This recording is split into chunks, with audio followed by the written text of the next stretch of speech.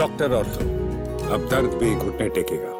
महाराष्ट्र की राजनीति में एक बार फिर गर्माहट बढ़ गई है। विधानसभा के शीतकालीन सत्र से ठीक पहले सत्ता पक्ष और विपक्ष के बीच टकराव तेज हो गया है। विपक्षी गठबंधन महाविकास आघाड़ी ने राज्य सरकार द्वारा सत्र से एक दिन पहले आयोजित की जाने वाली पारंपरिक चाय पार्टी का बहिष्कार करने का ऐलान किया था।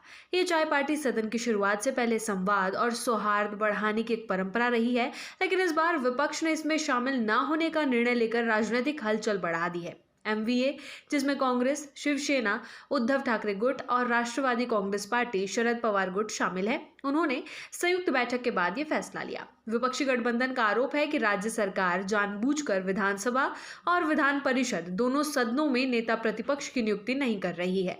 उनका कहना है कि जब तक दोनों सदनों में नेता प्रतिपक्ष नियुक्त नहीं किया जाता, तब तक सरकार द्वारा आयोजित चाय पार्टी राजनीतिक दृष्टि से उचित नहीं है और विपक्ष के लिए स्वीकार्य नहीं हो सकती। विधान परिषद के सभापति राम शिंदे ने रविवार को इस विवाद पर प्रतिक्रिया दी। उन्होंने बताया कि उनके कार्यकाल को नेता प्रतिपक्ष नियुक्ति का प्रस्ताव प्राप्त हुआ है और इस पर विचार विमर्श जारी है। शिंदे ने यह भी स्पष्ट किया कि ये पद जुलाई से रिक्त है और सभी पक्षों के साथ बातचीत के बाद ही आगे की प्रक्रिया पूरी की जाएगी। इससे यह संकेत मिलता है कि सरकार और विपक्ष के बीच जारी तनातनी के बीच ये नियुक्ति फिलहाल समय ले सकती है।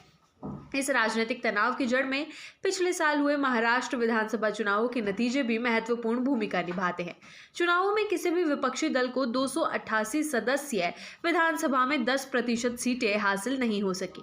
नियमों के अनुसार नेता प्रतिपक्ष पद के लिए सदन में कम से कम 10% सदस्यों का होना अनिवार्य है। यही कारण है कि विपक्ष की ओर से किए जा रहे दावे और सरकार की ओर से नियुक्ति में देरी के आरोपों के बीच संवैधानिक और प्रक्रियागत पेचीदगियां भी सामने आ रही है। विपक्ष के आरोपों का मुख्यमंत्री देवेंद्र फडणवीस ने कड़े शब्दों में जवाब दिया। उन्होंने कहा कि नेता प्रतिपक्ष की नियुक्ति पूरी तरह से विधानसभा अध्यक्ष और विधान परिषद सभापति का अधिकार है। फडणवीस ने आरोप लगाया कि विपक्ष मुद्देहीन हो चुका है और राजनीतिक दिशा खो चुका है। उन्होंने कटाक्ष करते हुए कहा कि एमवीए ना तो किसी मुद्दे को समझने की इच्छा शक्ति रखता है और ना ही उसे आगे बढ़ाने की। शीतकालीन सत्र की अवधि को लेकर विपक्ष द्वारा उठाए गए सवालों पर भी मुख्यमंत्री ने जवाब प्रस्तुत किया। विपक्ष का आरोप है कि सत्र की अवधि को बेहद कम रखा गया है, जिससे महत्वपूर्ण मुद्दों पर विस्तृत चर्चा नहीं हो सकेगी। इस पर फडणवीस ने कहा कि आचार संहिता लागू होने के कारण सत्र की अवधि सीमित करना मजबूरी है, लेकिन इसके बावजूद सरकार अतिरिक्त दिनों में भी सदन चलाने के लिए तैयार है।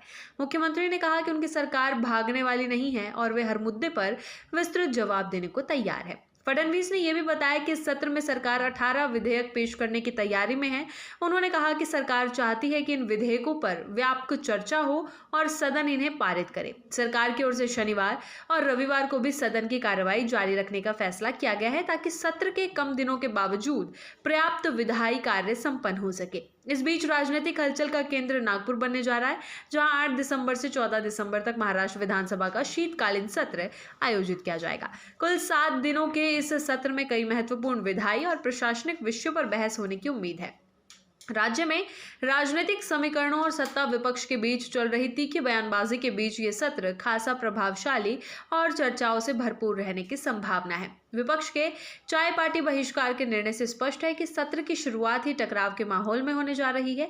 नेता प्रतिपक्ष की नियुक्ति को लेकर चल रही खींचतान, सत्र की अवधि पर आरोप प्रत्यारोप और आगामी विधेयकों को लेकर बढ़ती संवेदनशीलता, ये सभी कारक इस सत्र को और भी महत्वपूर्ण बना देते हैं। सरकार जहां अपने विधेयकों को पारित कराने के लिए तैयार बैठी है, वहीं विपक्ष इस सत्र को सरकार को घेरने का एक अवसर मान रहा है। महाराष्ट्र की राजनीति में चल रहे इन डेवलपमेंट्स ने शीतकालीन सत्र को शुरुआत से ही सुर्खियों का केंद्र बना दिया है और अब निगाहें इस बात पर टिकी होगी कि सत्ता और विपक्ष सदन के भीतर कैसे रणनीति अपनाते हैं और इन मुद्दों पर चर्चा किस दिशा में आगे बढ़ती है।